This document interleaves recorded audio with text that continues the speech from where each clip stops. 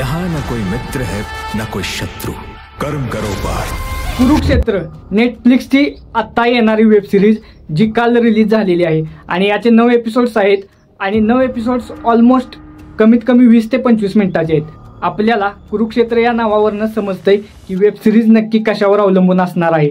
हो मित्रांनो, ही web series Mahabharat या स्टोरी लाईनवर आहे, पण पूर्ण महाभारत तुम्हाला माहिती आहे 9 ते 10 एपिसोडमध्ये दाखवणं अजिबात शक्य नाही आहे। त्यामुळे महाभारताचे जे मेन सिक्वेन्स आहेत ते या वेब सिरीजमध्ये आपल्याला पाहायला मिळणार आहेत।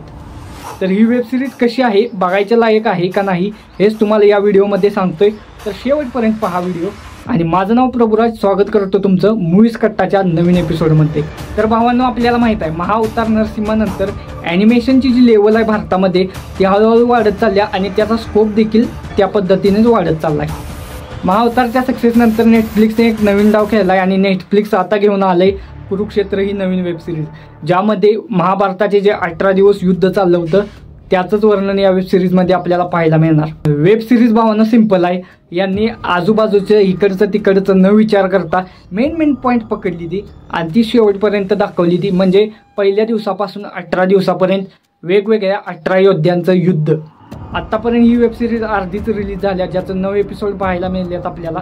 9 एपिसोडमध्ये 9 महायोद्ध्यांचं आपल्याला वर्णन पाहायला मिळाले, म्हणजे ते कसे होते, त्यांची युद्ध नीती काय होती आणि त्यांची बॅक स्टोरी सुद्धा आपल्याला यात दाखवल्या। तर तीच बॅक स्टोरी अत्यंत चांगल्यारीत्या आपल्याला पाहायला मिळते या वेब सिरीजमध्ये। त्याचबरोबर ज्या प्रकारे ॲनिमेशन आहे एकदम फ्लुएंट ॲनिमेशन आहे, कुठंच असं लॅगी वगैरे असं वाटत नाही, एकदम फ्लुएंट ॲनिमेशन चालतंय। त्याचबरोबर मोठ्या स्केलवर जे ॲनिमेशन केलं आहे म्हणजे युद्धाचे सीन वगैरे पर्टिक्युलर सीन्स आहेत ते सुद्धा चांगल्यारीत्या म्हणजे एकदम फ्लुएंट असं फ्लोमध्ये केलेले आहेत।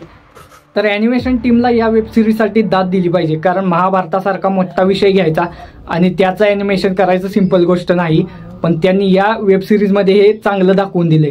त्याचबरोबर महाअवतार नरसिंहा या मूवीमध्ये जे फ्लॉ होते तेच फ्लॉ ह्या ॲनिमेशनमध्ये थोडे सुधारलेत आणि बढिया दाखवलेत।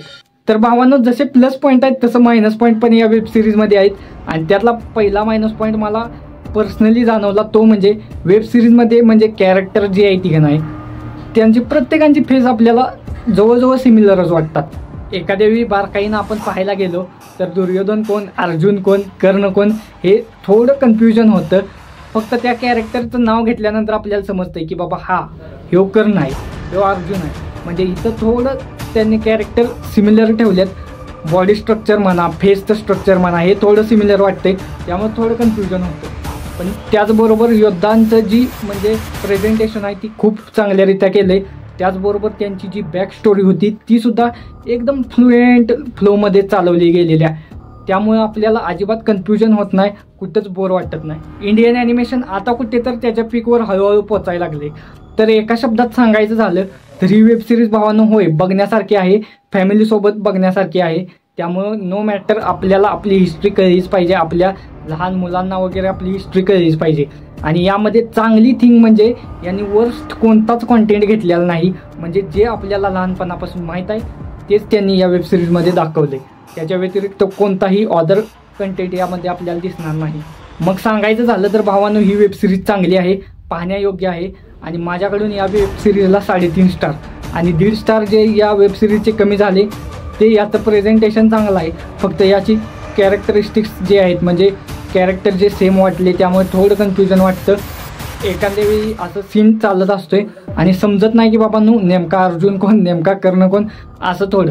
आता कुठं मला वाटतंय भारतात सुद्धा ॲनिमेशनची जी परिभाषा आहे ती बदलून जाईल आणि त्याची ही सुरुवात नेटफ्लिक्सनं चांगली केली आणि गुलजार यांनी या वेब सिरीजला म्युझिक दिले ते 1 नंबर।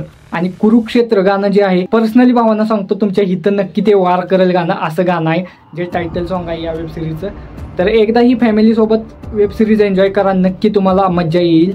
आणि आपला रिव्ह्यू जर तुम्हाला ऑनेस्टली आवडला असेल तर आपल्या चॅनलला देखील सबस्क्राईब करा, कारण इथे तुम्हाला क्रिकेट त्याचबरोबर मूवीजचे कंटेंट भेटत असतात। भेटू नवीन व्हिडिओमध्ये, तोपर्यंत घेतो तुमची रजा। जय हिंद, जय महाराष्ट्र।